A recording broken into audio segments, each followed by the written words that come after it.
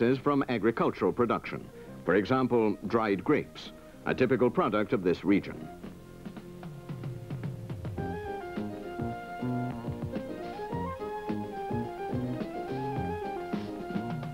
The distillation residue is sent to the biogas plant. The plant includes 2 thermophilic digesters of the contact type of about 800 cubic meters each, operating in parallel. The daily production of 2,200 cubic meters of gas can replace annually 290 tons oil equivalent of fossil fuel, which represents a significant contribution to the energy demand of the works.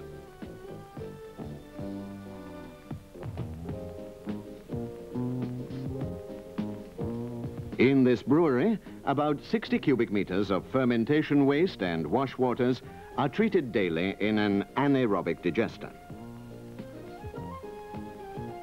The process is similar to a sludge bed, but unlike traditional reactors of this type, the separation of the microbial biomass occurs in an external settler.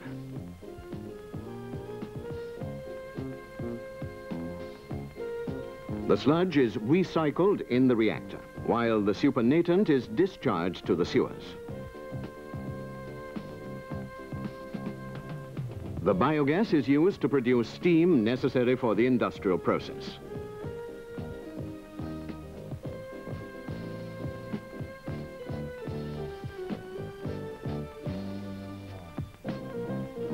In this other distillery, the biogas plant is the integrated result of every one of the technologies described.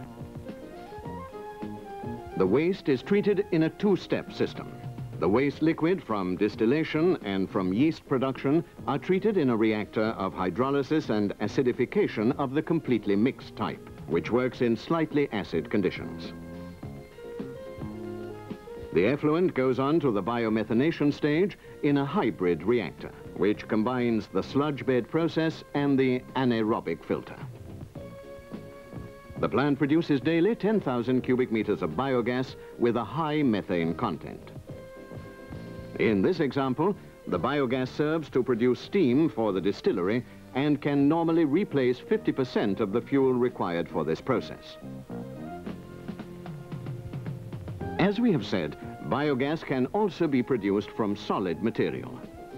Among these, municipal solid waste constitute probably the most typical example. In this sector, anaerobic treatment plants are spreading rapidly. As we have said, the problematics of disposing of these wastes are ever more clearly perceived by an industrial society, both because of the enormous quantities produced, about 1 kilo daily per inhabitant, and as regards the environmental compatibility of the process and of the sites of discharge and treatment. Today, the most common system is so-called sanitary landfilling. On this site, for example, which covers an area of 7 hectares, the wastes are discharged from the operating machine, each layer being covered with a layer of soil.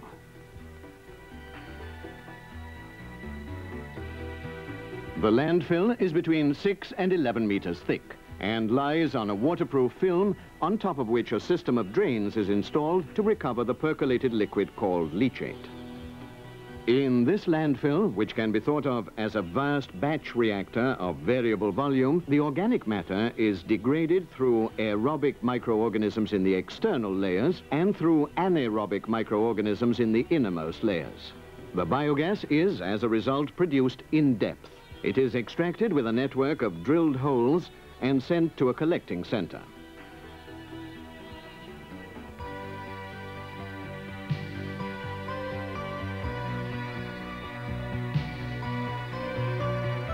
The biogas is continuously produced for a period of 10 to 20 years from the moment the wastes are discharged to the landfill. The production, which varies between 2 and 5 cubic meters per year and per ton of waste, amounts to 4,000 cubic meters per day.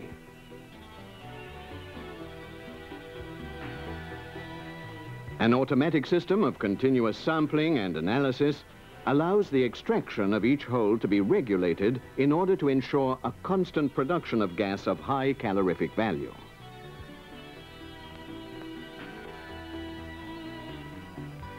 Also interesting is the use made of the gas. Some is used to produce hot water, which is distributed by means of an underground network of pipes throughout a nearby community for the heating of nearly 200 houses.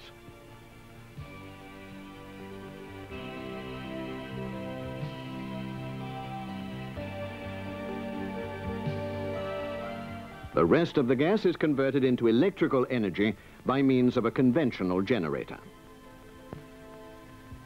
It is noteworthy that a Stirling engine is also utilized for this purpose.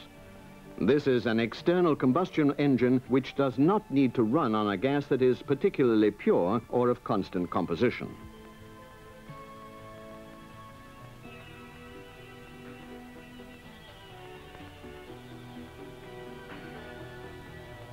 Before the anaerobic treatment of municipal solid waste, it is often useful to separate its constituent materials.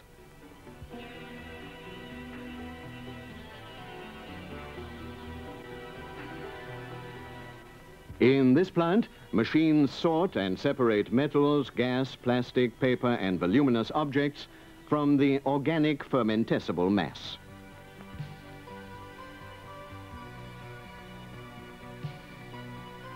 The latter fraction is then sent for anaerobic digestion.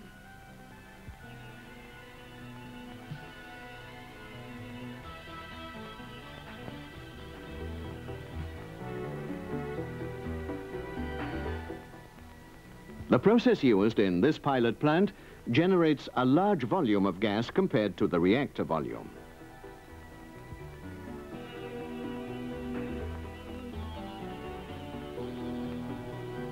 The effluent is submitted to pressing and drying, utilizing the energy obtained by burning the biogas.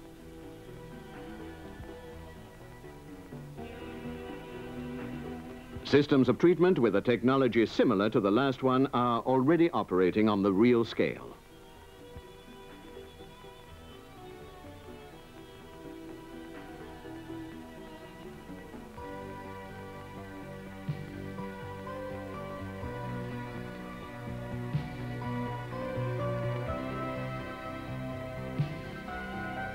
In this plant, the wastes, once discharged, are submitted to suitable treatments which separate out metals and glass, both of which can be recycled.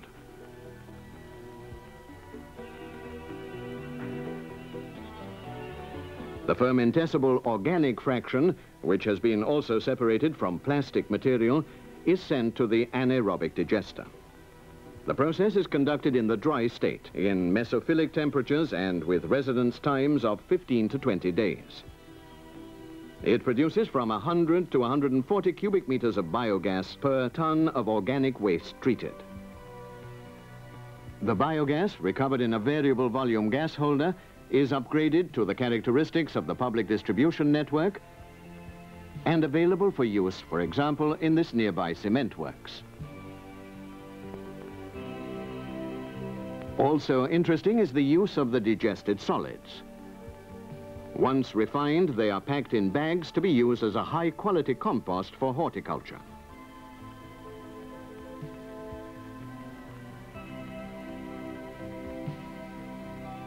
The materials initially separated from the organic fraction, which are not otherwise usable, are burnt in a non-polluting furnace and thus also contribute to an optimal use of wastes.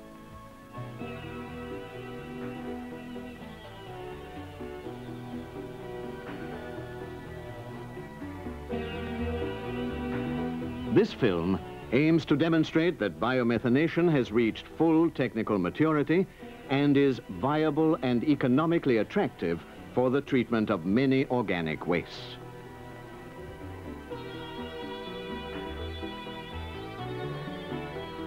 The progress which research is currently achieving in this field indicates that there will be a growing use of biomethanation, which represents, in many cases, the optimal solution to the twofold problem of energy demand and environmental protection.